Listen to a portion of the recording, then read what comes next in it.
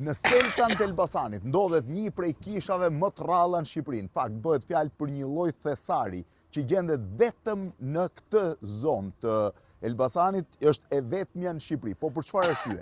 Kjo është kisha vjetër e ndërtuar ndoshta 500-600 vjet më parë, e gjitha e pikturuar nga Onufri dhe djalit i tij, Nikola Onufri. Po çfarë ka të veçantë kisha? Pse është e rrallë? Është një nga kishat e zonës Shpatit të Elbasanit, e cila shumë interesante sepse është një zonë kriptokristiane, pra gjatë viteve të Perëndërisë Osmane, pjesa më e madhe e banorëve kishin emër ortodoks dhe emër musliman, përdornin identitetin ortodoks për të mos shkuar ushtar, pra zabit në kohën e Perëndërisë Osmane, ndërkohë që përdorin identitetin musliman, pra po themi për të mos paguar taksën e të krishterëve. Kisha ndodhet prej 600 vjetësh në një vend, pretendohet që është ndërtuar mbi një kishë më të hershme, sepse duket bazilika e saj, me siguri mund të jetë ndërtuar akoma mbi një tempull pagan të mëhershëm, ka 2 selvi, i mungon vetëm kombanarja. Jam me atin si kalon, si e qenë. Kjo kishë është unike apo jo? Unike është. Sa vjet ke që shërben këtu? Unë kam 34 vjet që shërben në këtë kishë. 34 vjet? 34 vjet. Që kur ra komunizmi? Kur ra komunizmi, unë fillova punë. Kjo është kisha pak a shumë. Po përpara me çfarë e marrat?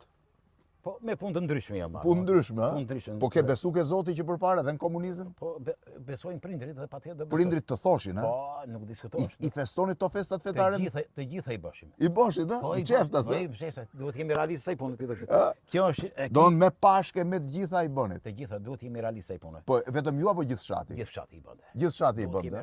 Do më thënë si a doli komunizmi me fenë? Nga viti, kjo është kishë që është ndërtuar... 34. Në 34 dhe familje, mund të kenë rreth 50 familje. Deri në vitin 90 pastaj u bën 300 familje.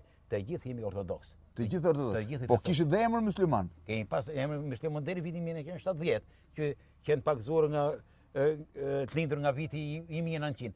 Se para mas 900-s nuk u vonë 2 emra pastaj. Deri në 900-ën kishin 2 emra? Deri në 900 dhe arrin deri në vitin 70 ata me 2 emra. Po pse kishin 2 emra, po një që mos shkonit ushtar, një që mos pagurit taksë? Na merrte turk ushtar, kishim dhe taksa shumë të rënda. Po, po këmbanoren ku e keni? Këmbanoren e prishë komunizmi, edhe akoma s'kemi ndërtuar. Ose gjuna se këmbanoria duket shumë e bukur. E bukur dhe jep... Këmbanoria ka qenë aty, Ka qenë këtu. Ka qenë aty. Tani po hym në një kishë do ta shihni, do t'ju shpjegoj ati se pse është nga kishat më të rralla në Shqipëri. Për arsye se ka, këtu jemi në Hajatat. Këtu jemi në Hajatin. Tani do ju tregoj pse është e rrallë, po? Hajati është ndërtuar në vitin 1902. 1902. Është ndërtuar edhe Hajati këtu, është ndërtuar edhe Hajati nga pjesa jugore, se kjo... Që shërbente si shkollë? Shërbente si shkollë. Dhe shkolla fshatit ka qenë këtu? Po, ka qenë këtu. Kur është hap shkolla para? Keni informacion? Po rreth 1902-1904. Nuk e di, derisa ndërtuar në 1902, po mrapa duhet ndërtuar deri në vitin 1950 që ka qenë shkollë. Deri në 50-ën? Deri në 50-ën ka qenë shkollë që këtu. Unë ti mas viti 50. Tani këtu hym në kishën... Po, këtu jemi në... Këtu hym në kishën e ndërtuar rreth viteve 1500, ë? 1550. Çfarë mrekullie. Edhe dyshemeja është origjinale? Është një originalitet. Po? Është originalitet i vitit 1554. 1554?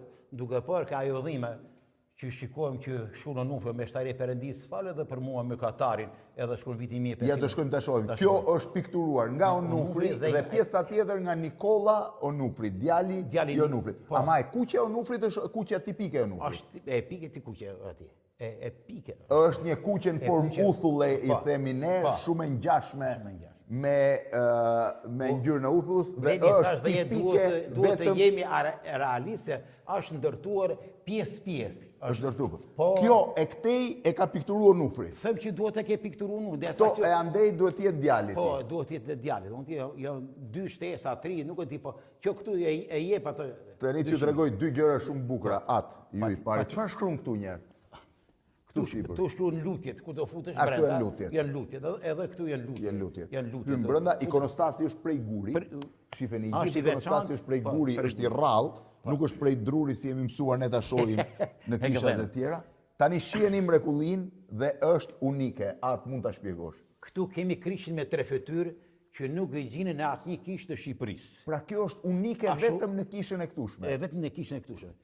Se kemi dhe mbi shkrimin që shkruan këtu ke Preskumidhia, shkruan Onufri, o meshtari Perëndis, farë dhe për mua me katare Onufri, edhe shkruan vitin 1500. E ka shkruajt Onufri vet, Onufri vet, po. me dorën e tij si Me thosh. po, kemi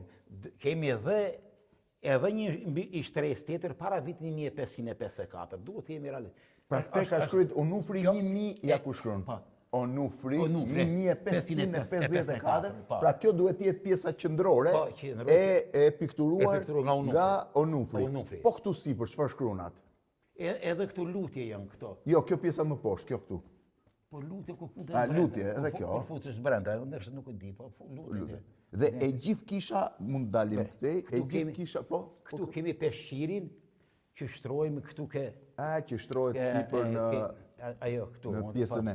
Tani dalim për të parë një gjë të rrallë kisha, kushdo që vjen në zonën e Elbasanit mund ta vizitojë 10 minuta jeni nga Elbasani, ku shkoni Bërgjinar, është gjithë rrugtimi i Jezu Krishtit. Lindja e Jezu Krishtit. Hyrja në tempull, pagëzimi i Jezu Krishtit. Shën Lazari, Djela Dafinës, shpërfytyrimi.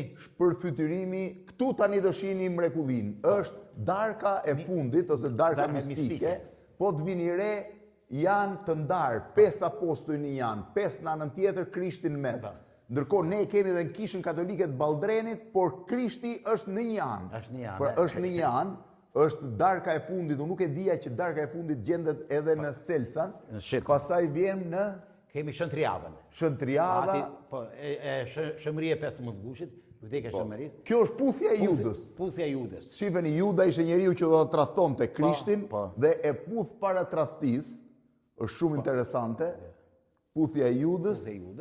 Këtu kapje nga Ponti Pilat. Pons Pilati i famshëm. Me radhë, varja në kryq. Kryqëzimi, zbritja nga kryqi, gjitja. Lyrja ma jo mire nga Maria Magdalena, edhe deri në gjitën në qilë që bëjnë darkën e Pashkës. E gjitha me afresk, vetëm tashini, rrallë gjen një kish kaq të vogël, e ndërtuar 500 vjet më parë, që të ketë një zbukurim të tillë. Në vitet e komunizmit ishte monument kulture. Monument kulture edhe u mirëmajt edhe nga shteti. Edhe nga fshati. Do të thënë fshati ka tregu devocion të jashtëzakonshëm. Nuk vudor, do të jemi realistë se punë. Pavarësisht presioneve gjë. Ne pe shkatrojmë të kohë të fundit tani që nuk po vendor, aty është më bie. Ajo është gjuna. Është shive çfarë mrekullie, është në një nga zonat shumë afër Elbasanit, Selcan, është zona e Shpatit, apo jo? Sa fshatra ka pas zona? Po mund të pas mbi 40 fshatra. Mbi 40 fshatra. Duke marrë që nga... Po ka dhe kisha dhe më të vjetra? Ka dhe kisha, po janë më të rënume. Kjo është e vetë një që është... Shelcani mund të ketë 6 kisha edhe një manastir femnash, po janë të rënume gjitha. Edhe manastir femnash? Ka një manastir femnash, po janë të rënume. Vetëm një kish është e vjetër, që është para kësaj. Vetëm rënojet kanë vjenë, nuk ka. Shifeni çfarë mrekullie, është e befasuese në një fshat me pak banor tani, të gjesh një mrekulli të tillë. Kisha e Selcanit, një thesar e gjitha pikturuar nga Onufri dhe djali i tij. Shumë faleminderit. Shumë faleminderit edhe për ju. Jemi pritur. Shumë faleminderit. Na ngre zain. Faleminderit.